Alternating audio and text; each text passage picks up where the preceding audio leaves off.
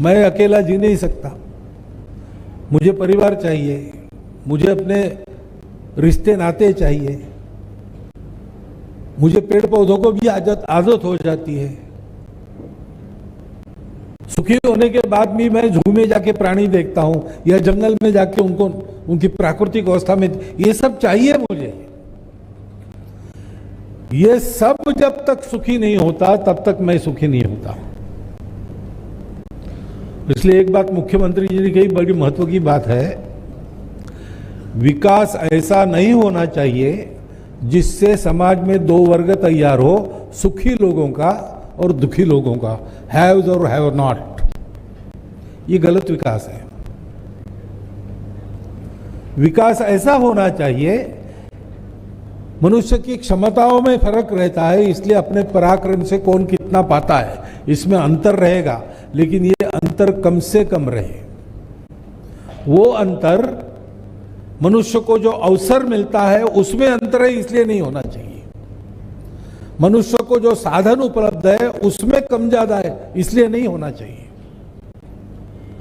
मनुष्य को उसकी क्षमता के अनुसार कम ज्यादा हुआ तो मनुष्य को भी दुख नहीं होता, लेकिन समान क्षमता वाले एक को उपलब्ध है, दूसरे को नहीं है, इससे दुख उत्पन्न होता है, वैर उत्पन्न होता है, और फिर बैरी एक दूसरे को सुख से जीने नहीं देते।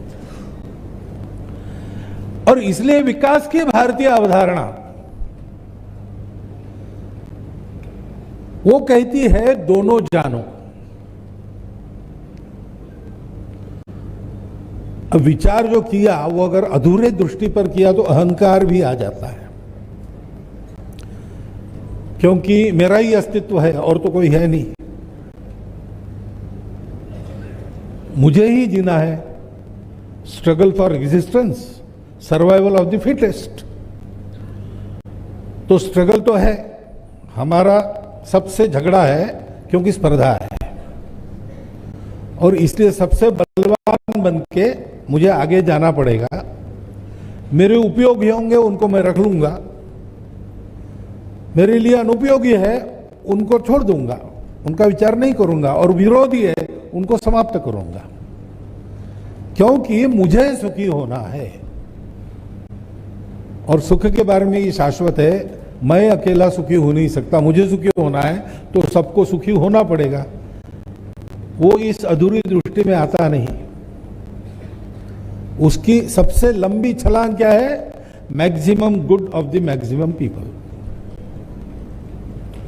लेकिन ऐसा विचार करके ये विकास नहीं हो सकेगा, उसके साथ विनाश आएगा। दृष्टि चाहिए सर्वे भी सुखिनः सन्तु। और इसलिए विज्ञान का विचार ये केवल अर्थ काम का विचार नहीं हो सकता। जो अर्थशास्त्र की विदेशी व्याख्या है वो बताती है कि means are limited, ends are endless.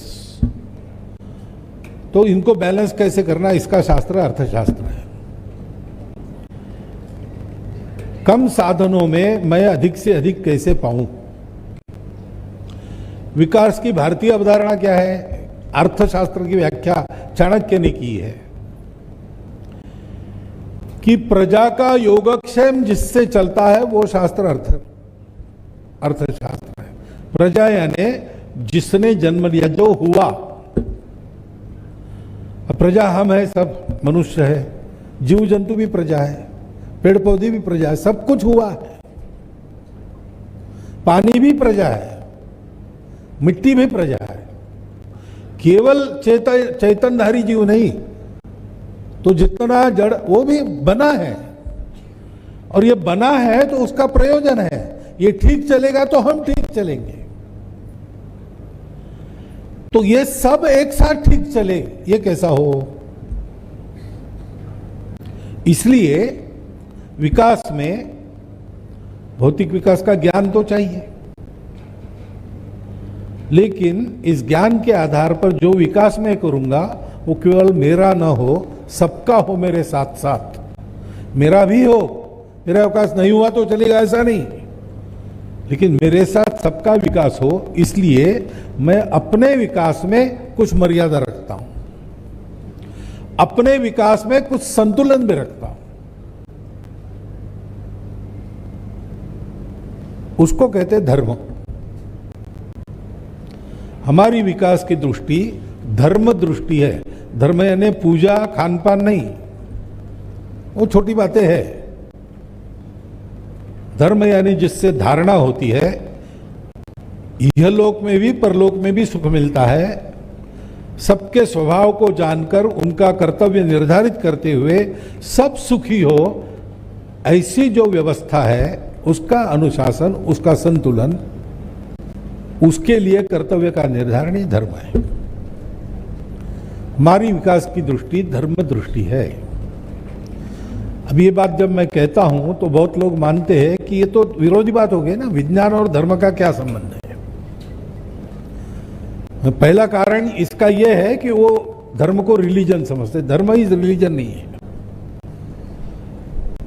धर्म है सृष्टि चलने का शास्त्र है, सृष्टि चलने का नियम है। वो आप मानो न मानो वो है, वो कोई भी उससे अलग हो नहीं सकता, उसी के आधार पर चलता है। उसमें गड़बड़ होती है तब विनाश होता है। उसको पहचान के चलना। परंतु विज्ञान में धर्म का स्थान नहीं, क्योंकि यह माना गया है कि धर्म में विज्ञान का स्थान नहीं। अभी जो फंडामेंटल है यही गलत है। विज्ञान और धर्म या अध्यात्म, इसमें कोई झगड़ा नहीं है। रास्ते अलग अलग है, लेकिन गंतव्य तो एक ही है, जानना। सत्य को जानने वाली बात है। भौतिकता की मर्यादा में विज्ञान को हमने जकड़ दिया, वरना विज्ञान भी वहीं जाता। आप देखिए अभी जो प्रगत विज्ञान है वो कॉन्शियसनेस की बात कर रहा है कि नहीं?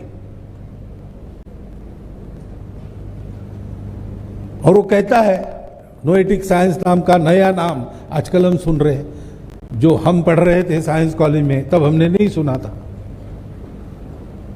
वो कॉन्शियसनेस स्टडी है। वो स्टडी कहता है कि consciousness is not local, it is universal. दुनिया भर में जो कॉन्शियसनेस है वो एक ही है।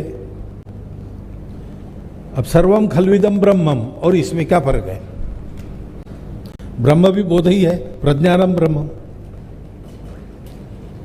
अगर प्रज्ञानम ब्रह्मम है तो कॉन्शियसनेस और प्रज्ञान समानार्थी शब्द है। विज्ञान भी उधर आ रहा है, तो फर्क कहां है?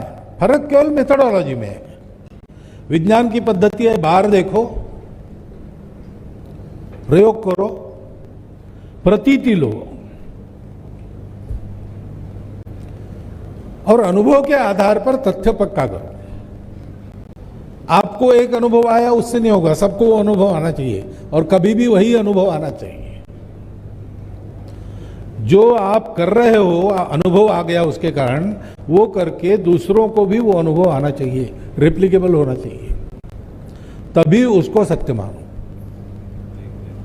अध्यात्म क्या कहता है? यही कहता है,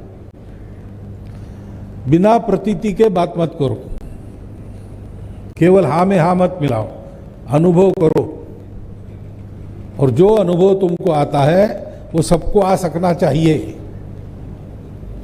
स्वामी विवेकानंद रामकृष्ण परमहंस के पास गए और उन्होंने प्रश्न पूछा कि आप बातें कर रहे हो भगवान की, भगवान आपने देखा है क्या?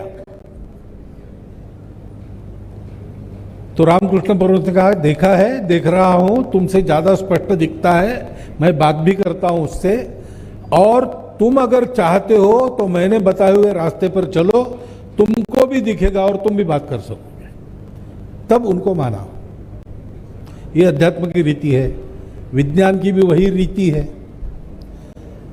विज्ञान बाहर देखता है, जड़ में संशोधन करता है, अध्यात्म सूक्ष्म में संशोधन करता है, उसमें देखता है।